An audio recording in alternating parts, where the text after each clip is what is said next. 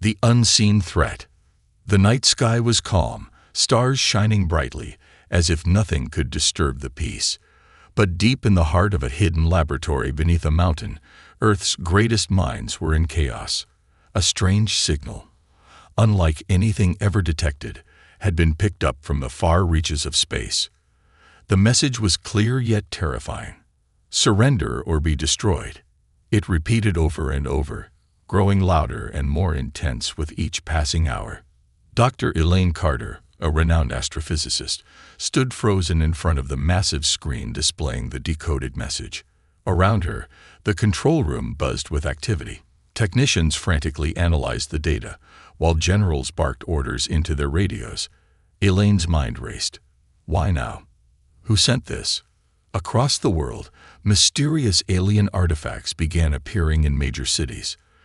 Tall black structures with no visible entrances or markings stood ominously, like silent witnesses to the panic they caused. Crowds gathered around them, unsure whether to be amazed or afraid. Governments declared emergencies, but no one dared touch the strange monoliths. Were they weapons? Communication devices? No one knew. In a secure bunker, General Marcus Steele slammed his fist on the table. "We can't wait for them to make the first move," he growled. The other leaders in the room exchanged uneasy glances. Humanity was not prepared for this level of threat.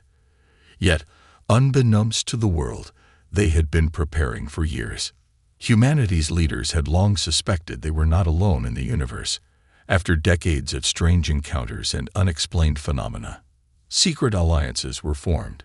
They had built underground facilities, developed advanced weapons, and even trained specialized teams for this very scenario. But now, faced with the reality of the situation, it all seemed woefully inadequate.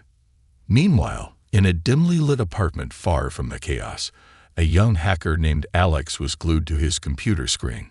He had intercepted fragments of the alien signal, but what he found made his blood run cold. The message wasn't just for Earth.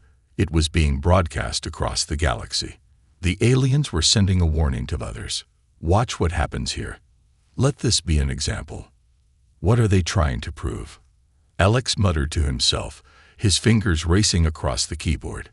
He needed answers, and fast. But as he dug deeper, his computer began to flicker and shut down. It was as if something, or someone, was watching him. Back in the laboratory, Elaine continued to analyze the signal. Something about it didn't make sense. "This isn't just a warning," she whispered, her voice trembling. "It's a countdown." Her words sent chills through the room. The message wasn't a simple demand. It was a ticking clock, and time was running out. Across the globe, fear turned into desperation. People abandoned their cities, fleeing to rural areas in hopes of escaping whatever was coming. But the monoliths remained, untouched and unresponsive. Then, suddenly, they began to glow. A low, eerie hum filled the air, and strange symbols started to appear on their surfaces. Scientists scrambled to decipher them, but their meanings remained elusive.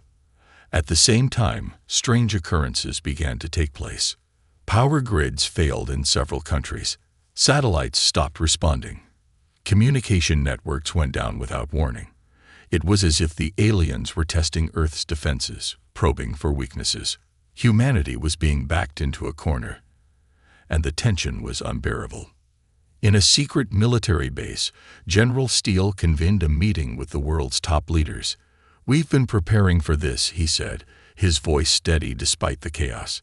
"It's time to activate Project Ultimatum." The room fell silent. Ultimatum was humanity's last resort, a weapon so powerful it was deemed too dangerous to use. But now, with the fate of the planet hanging by a thread, they had no choice. As the countdown continued, humanity's hope lay in its ability to unite against the unknown. Elaine, General Steele, and Alex each played a crucial role in what was to come. They didn't know if they could win, but one thing was certain: they would not go down without a fight. The clock ticked on, and the world braced for the first move. The unseen threat was no longer a mystery. It was here, watching, waiting. And humanity, for all its flaws and fears, was ready to face it, or so they hoped. The alien message. The world stood still as the sky turned dark, even though it was midday.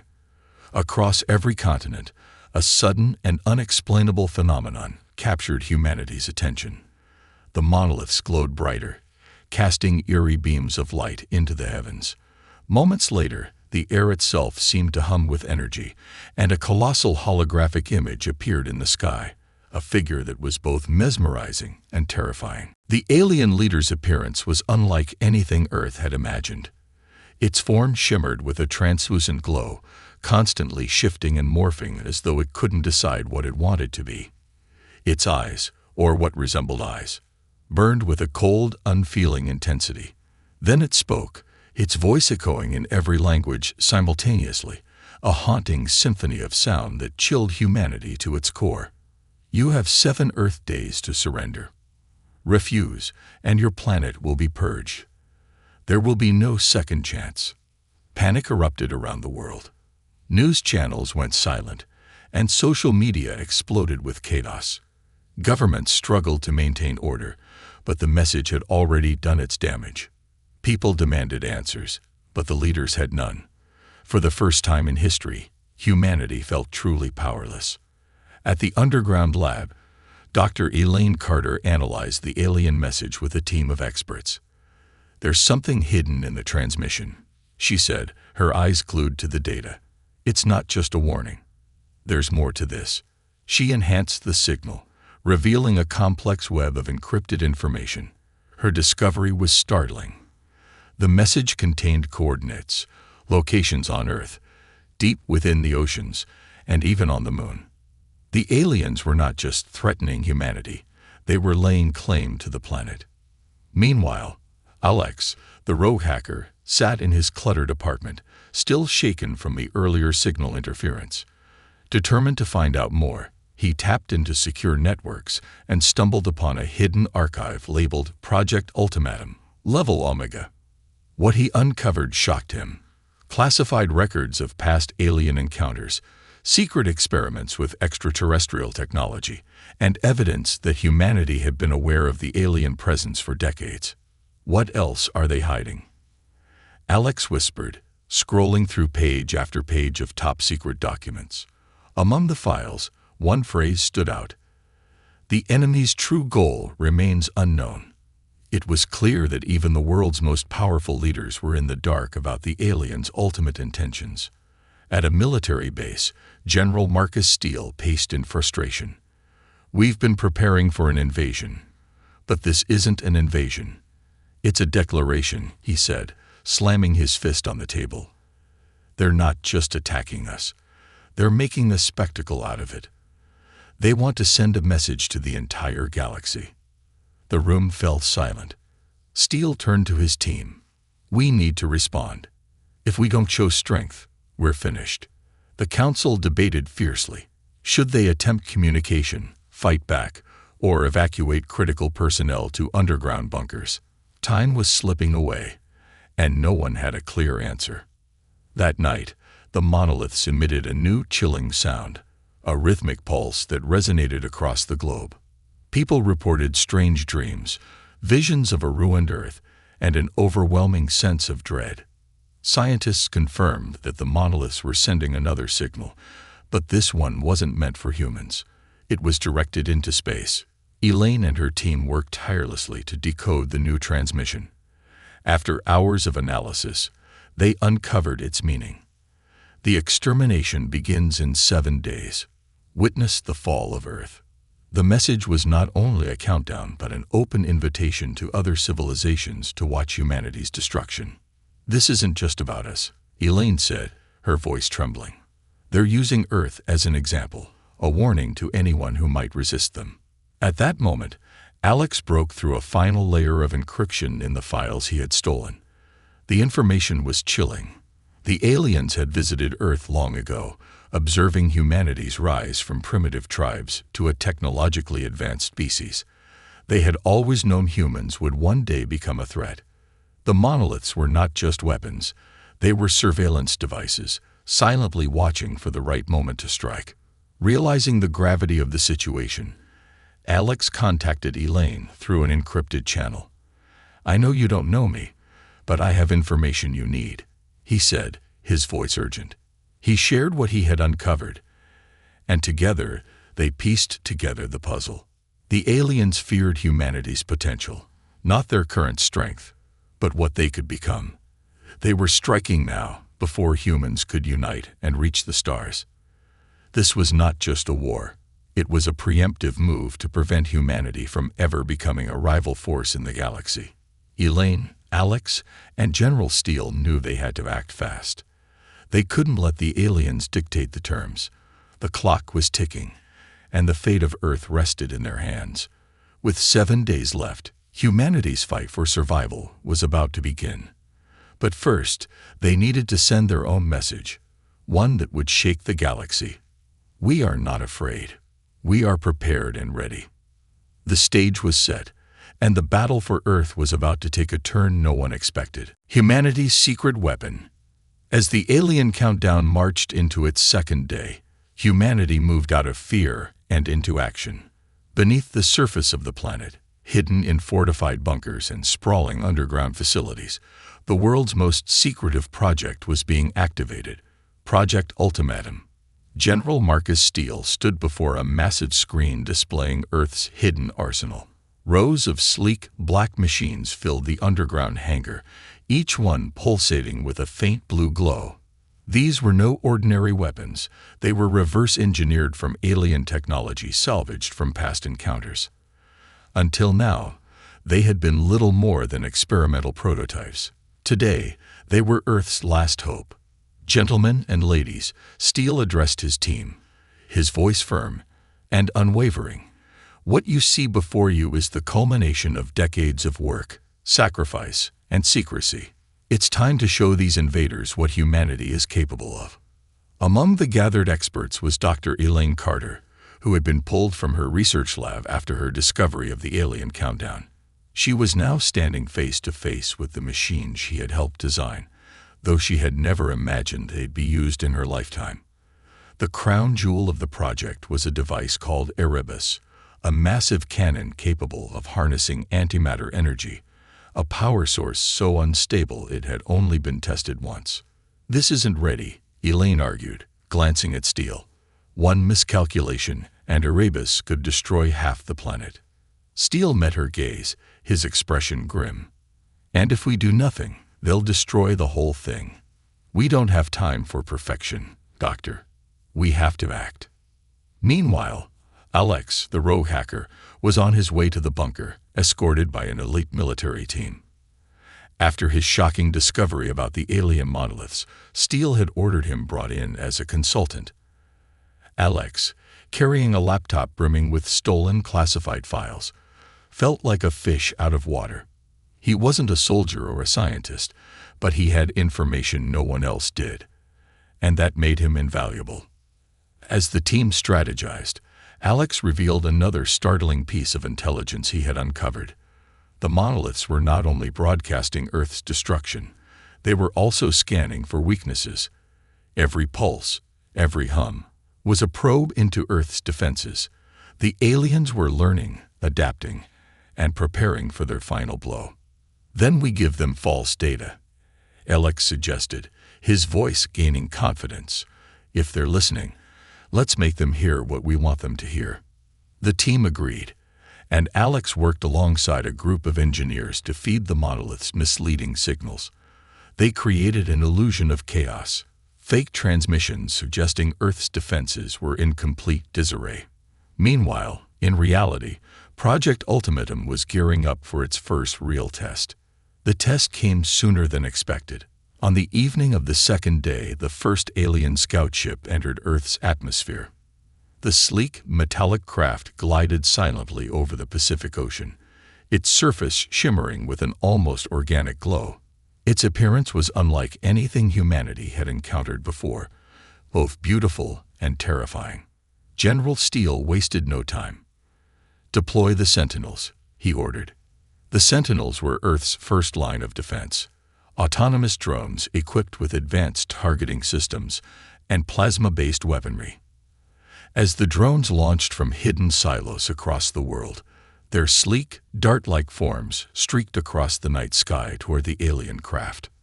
Elaine, watching from the control room, held her breath. This was the moment of truth. The sentinels closed in, surrounding the alien ship in a tight formation. For a brief moment, it seemed humanity had the upper hand.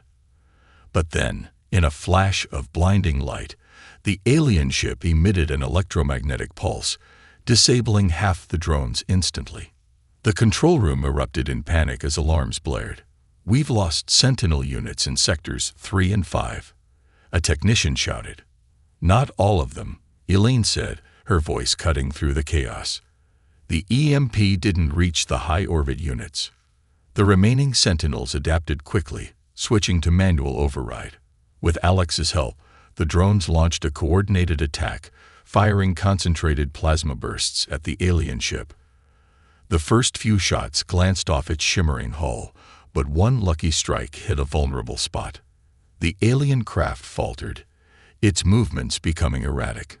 "They're not invincible," Alex said, a hint of excitement in his voice. "We can take them down." But as soon as he spoke, the alien ship retaliated.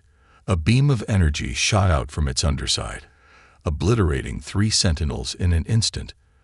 The remaining drones regrouped, but the alien ship's power was undeniable. It was clear this was no ordinary scouting mission. This was a test. "We need Erebus," Steele said, his jaw set. "Now." Elaine hesitated. "It's not ready. If it fails." "It won't," Steele interrupted. "We have no choice." With a heavy heart, Elaine authorized the deployment of Erebus. The massive cannon was transported to a remote desert location, its sleek black frame towering over the landscape. As it powered up, the ground trembled and the air crackled with energy. The alien ship, detecting the new threat, began to move toward Erebus. It was a game of cat and mouse, and humanity's survival depended on Erebus firing before the alien ship reached it. "Target locked," a technician announced, preparing to fire. Elaine clenched her fists as the countdown began. 5, 4, 3. The alien ship launched a desperate counterattack, sending a barrage of energy blasts toward Erebus. The control room fell silent as the screen filled with static. And then, a moment later, a deafening roar echoed across the desert as Erebus fired. The beam of antimatter energy struck the alien ship with pinpoint precision.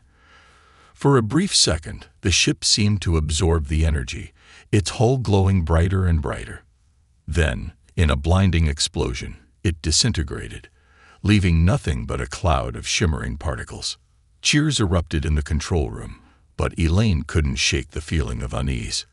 "This was just the beginning," she said softly. "They were testing us, and now they know what we're capable of."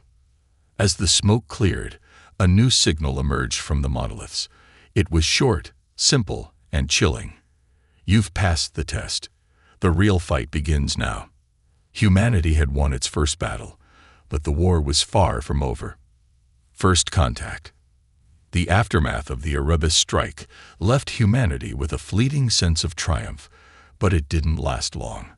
Just hours after the alien scout ship was obliterated, the monoliths across Earth began to hum again, louder, deeper, almost like a heartbeat.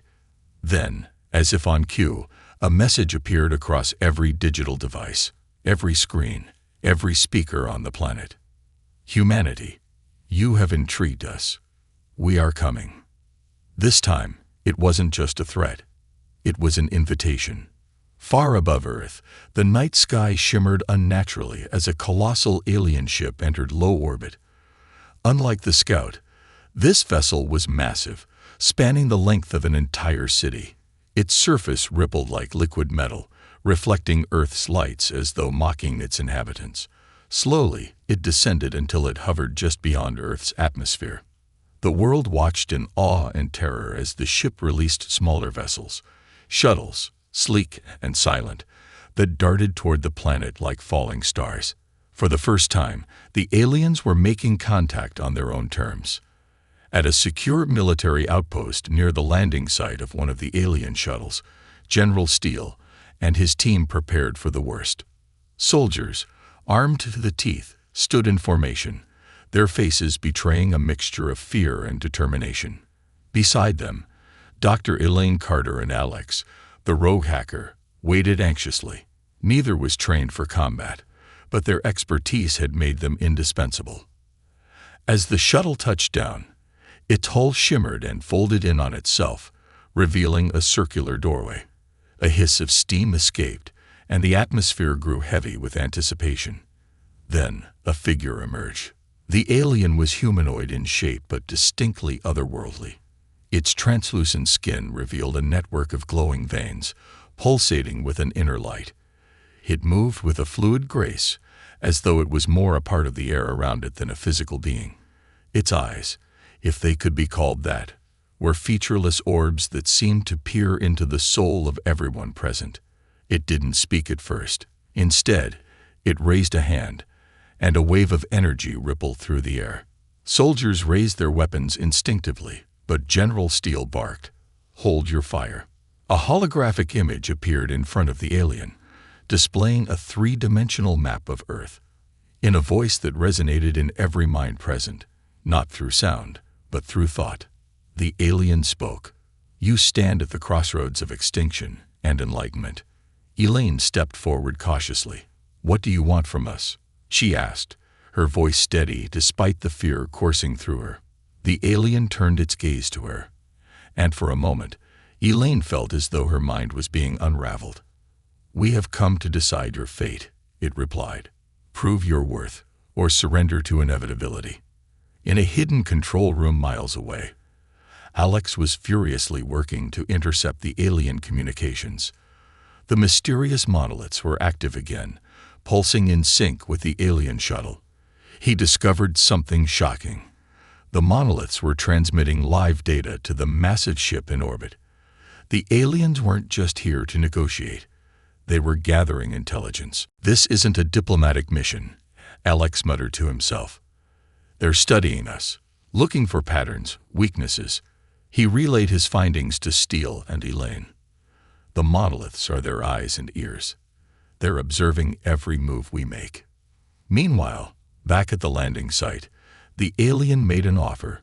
"Choose a champion to represent your kind. They will face us in the trial." "The trial?" Steele exchanged a confused glance with Elaine. "What kind of trial?" he demanded. The alien's response was cryptic. "A test of will. A test of resolve. Your survival depends on it." The room erupted into debate. Who could represent humanity in this so-called trial? Steele volunteered, but Elaine argued that it required more than military might. As they deliberated, Alex's voice crackled over the comms.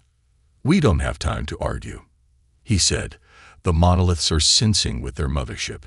If we don't act fast, they'll know everything about us." In the end, it was Elaine who stepped forward. "I'll do it," she said, her voice firm. Steele protested, but she shook her head. "This isn't just about strength. It's about understanding what they fear. We need to show them we're more than what they think." The alien extended its hand toward her, and a beam of light enveloped her body. For a moment, she floated weightlessly before vanishing into the alien shuttle. Steele and the others were left staring at the empty space where she had stood. Inside the shuttle, Elaine found herself in a vast, surreal chamber. The walls were alive, pulsating with the same strange light as the alien's veins. She was not alone. Figures began to materialize around her.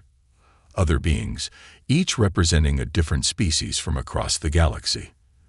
They, too, had been chosen for the trial. The alien reappeared, now surrounded by a council of its kind. Their voices merged into a singular, omnipotent sound. "The trial begins now. Prove your species deserves its place in the stars." Elaine realized this wasn't just a test of her own abilities. It was a test of humanity's potential. The chamber began to shift, morphing into a series of challenges.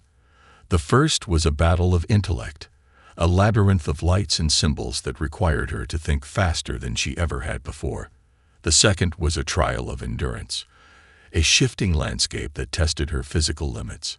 Each step pushed her further, but she refused to give up. She wasn't just fighting for herself, she was fighting for every person on Earth. Back on the surface, Steele and Alex worked tirelessly to devise a backup plan. If Elaine failed, they would have no choice but to activate a contingency, a direct assault on the alien mothership. But Steele knew that was a gamble they might not survive. As the third day dawned, the world held its breath. Elaine was humanity's last hope in the trial, but even she couldn't predict what awaited her in the final challenge. One thing was certain: the aliens were no longer just enemies. They were a force beyond comprehension, and humanity's place in the galaxy hung by a thread. The battle begins. As the alien trial unfolded in the surreal chamber, the third day brought chaos to Earth. The massive alien mothership, previously still in orbit, began to release a fleet of smaller craft.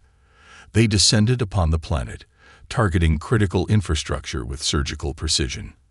Major cities lost power, satellites were disabled, and communication networks collapsed.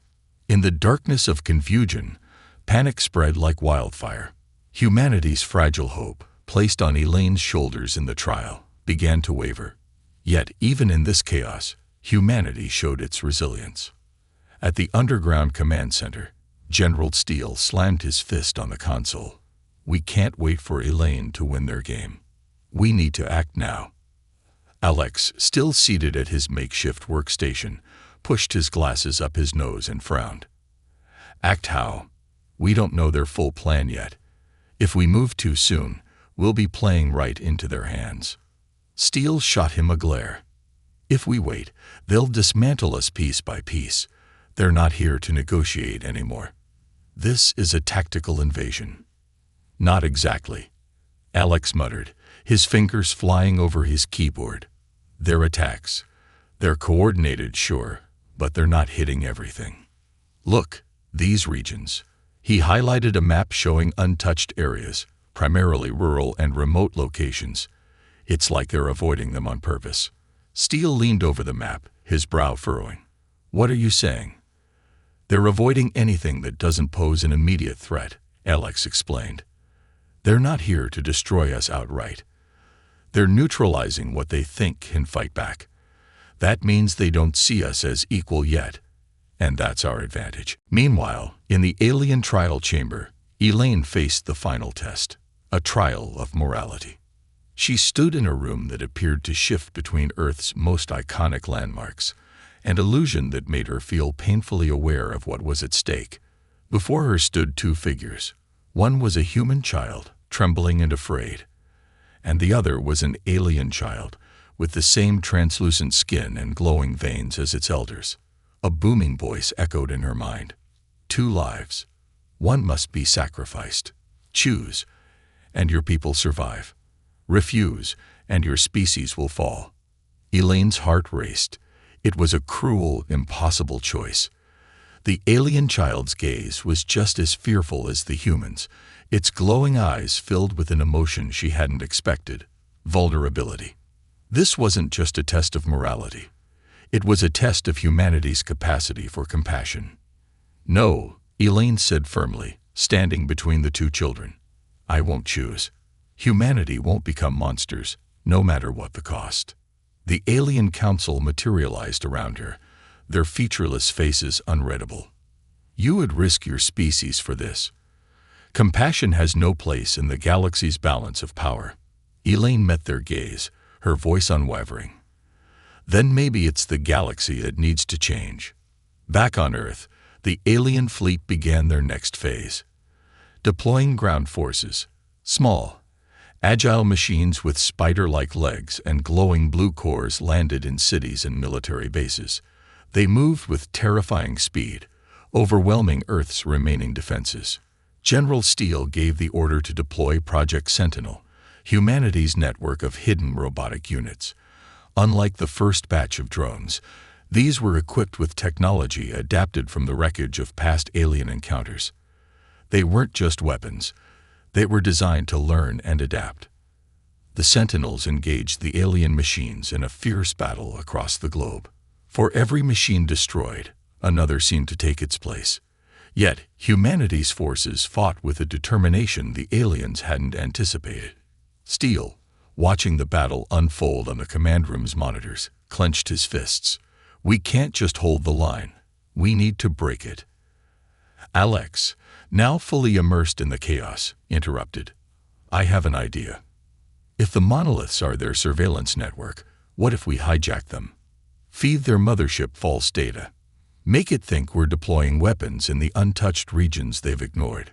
"You're suggesting a decoy operation," Steele said, considering the plan.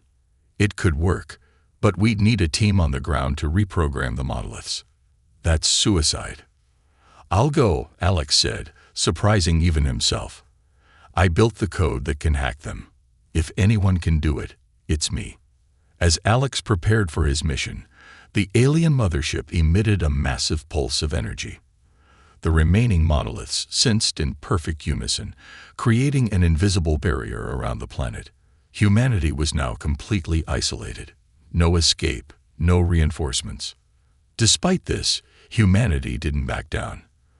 From the ashes of despair rose a grim determination. Civilians organized resistance groups, soldiers fought tooth and nail, and scientists worked tirelessly to find weaknesses in the alien machines. The world, for the first time in history, was united.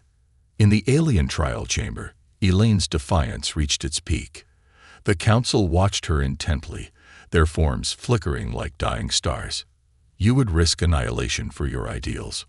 one of them asked. Elaine stood tall, her voice steady.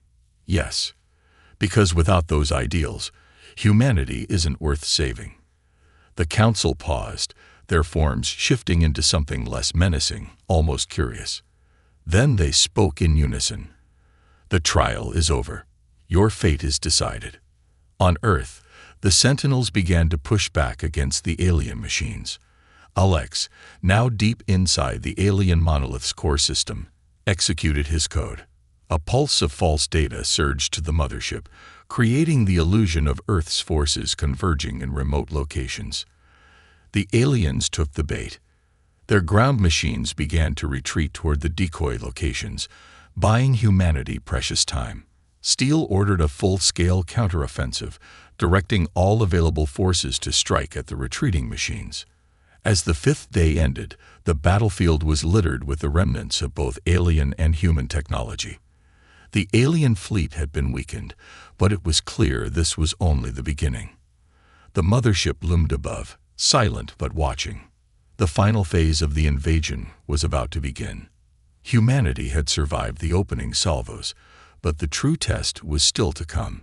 And as Elaine returned to Earth, her mind burdened with what she had learned in the trial, she knew the real battle was not just for survival, but for humanity's future in the galaxy. The turning point. As Earth entered the sixth day of the alien ultimatum, the tension was unbearable. Humanity had fought fiercely, using every weapon and trick in its arsenal, but the alien forces showed no sign of relenting. The skies were patrolled by sleek alien craft, and the monoliths glowed ominously, pulsing in rhythm with the mothership above. Yet, in the shadows of despair, a spark of hope emerged. Inside the command center, Dr. Elaine Carter had returned from the alien trial, her mind a whirlwind of conflicting emotions. She had survived the trial, but the Council's final words haunted her. "Your species has potential, but it is unrefined. The galaxy will not wait for you to grow."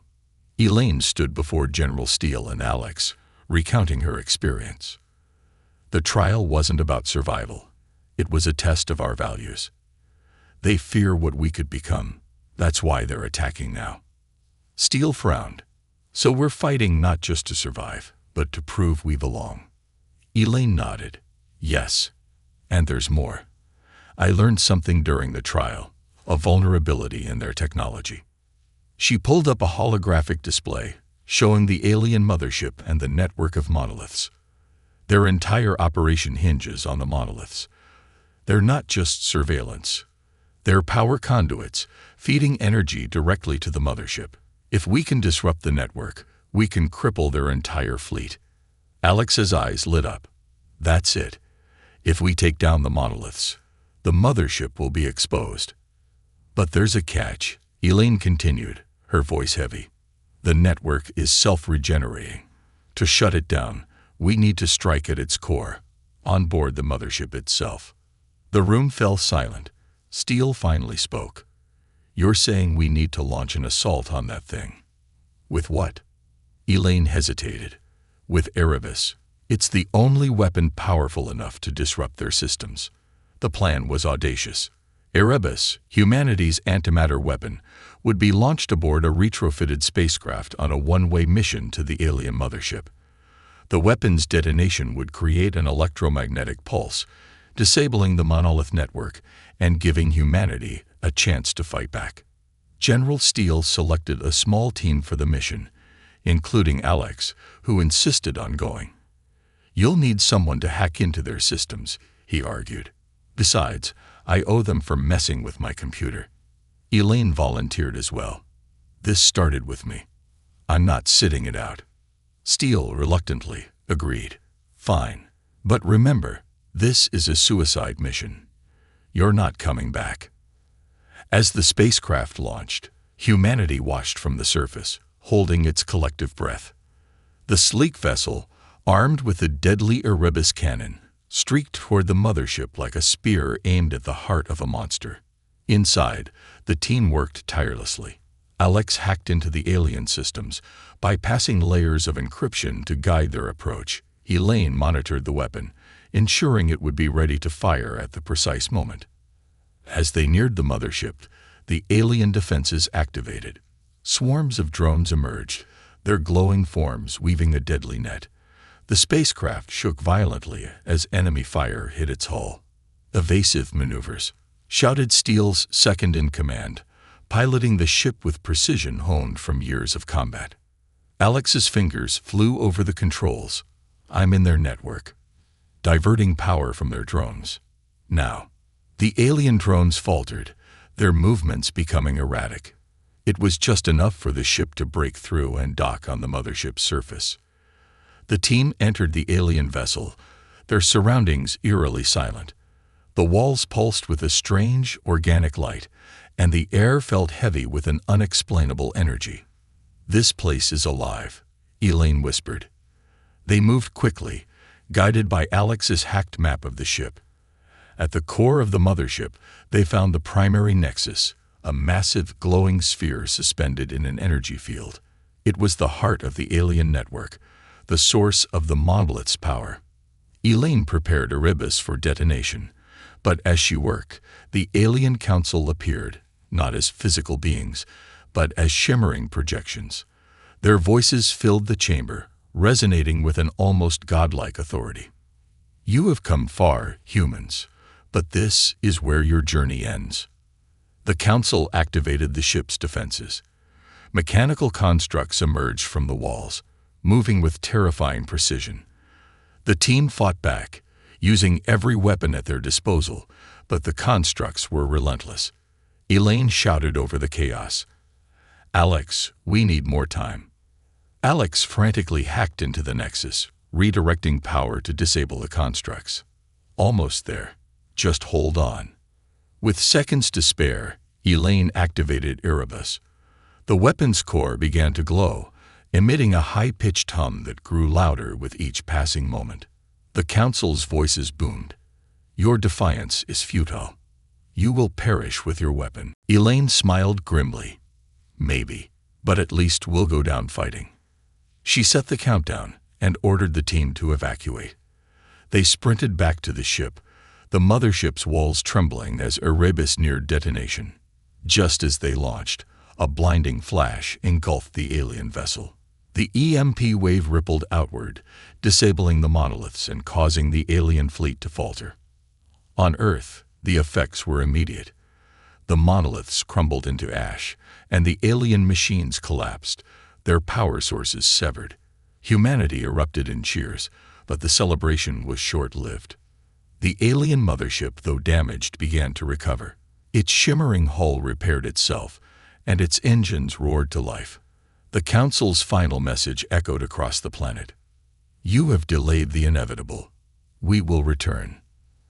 As the spacecraft limped back to Earth, Elaine, Alex, and the team knew the battle was far from over. Humanity had won a critical victory, but the cost had been high, and the war was not yet finished.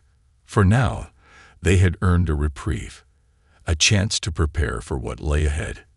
And this time, humanity would not wait for the aliens to strike first.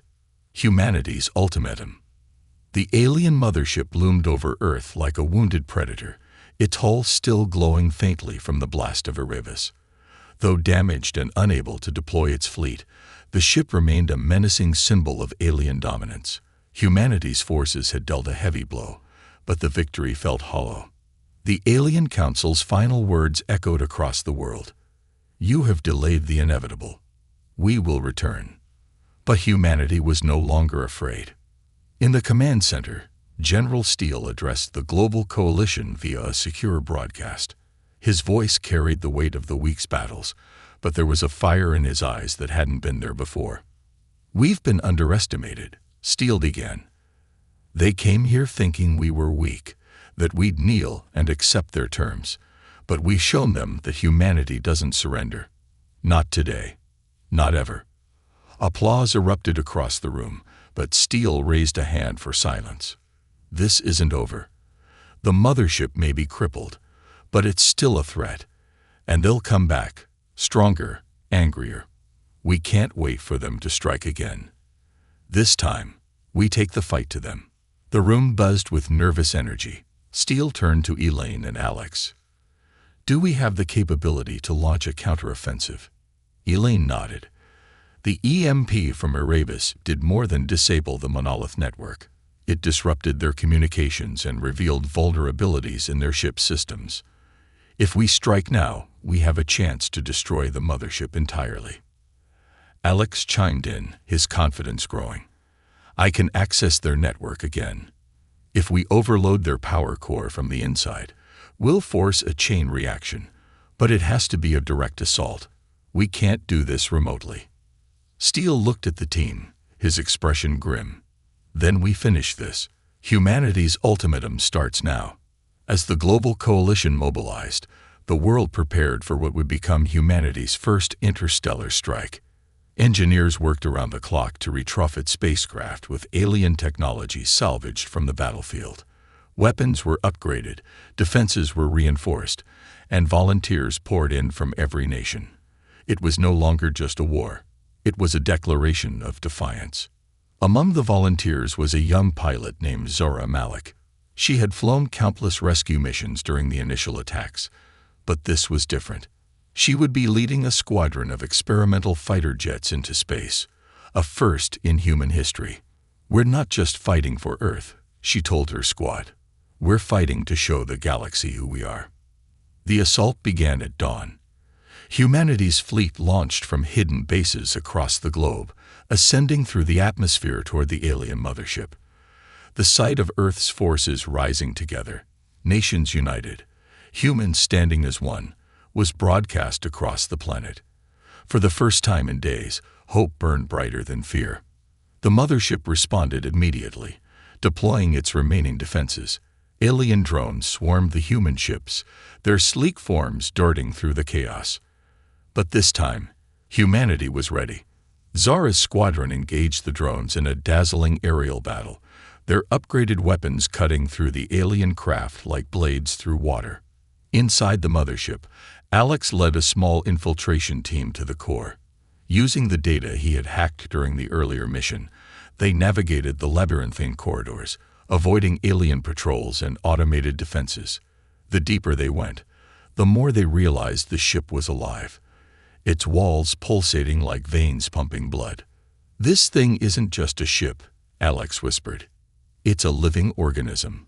If we hit the core, it's not just going to die. It's going to fight back. Elaine, carrying the portable detonation device for the core, glanced at him. That's why we can't fail. We're not just destroying the ship.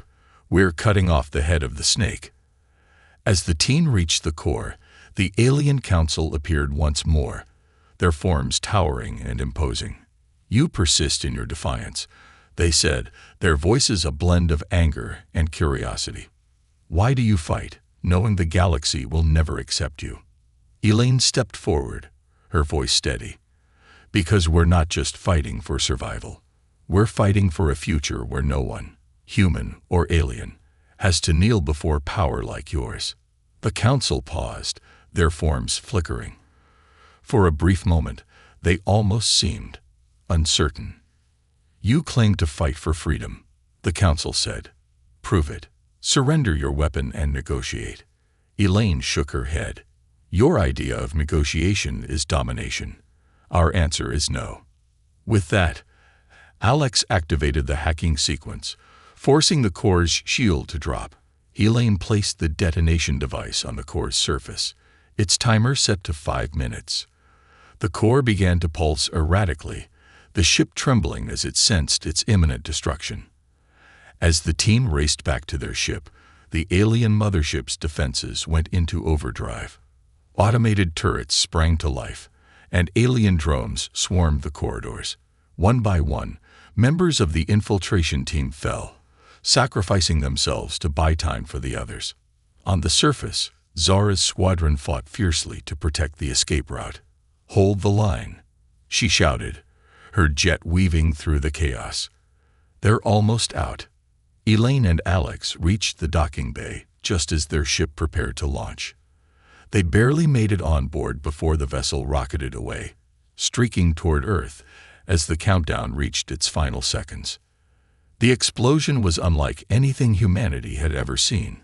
The alien mothership erupted in a blinding cascade of light and energy, its destruction visible from the ground. The shockwave rippled across the atmosphere, scattering the remaining alien forces. The battle was over. Back on Earth, celebrations erupted. People cheered, wept, and embraced one another, knowing they had not only survived but prevailed. Humanity had issued its ultimatum, not just to the aliens, but to the galaxy itself.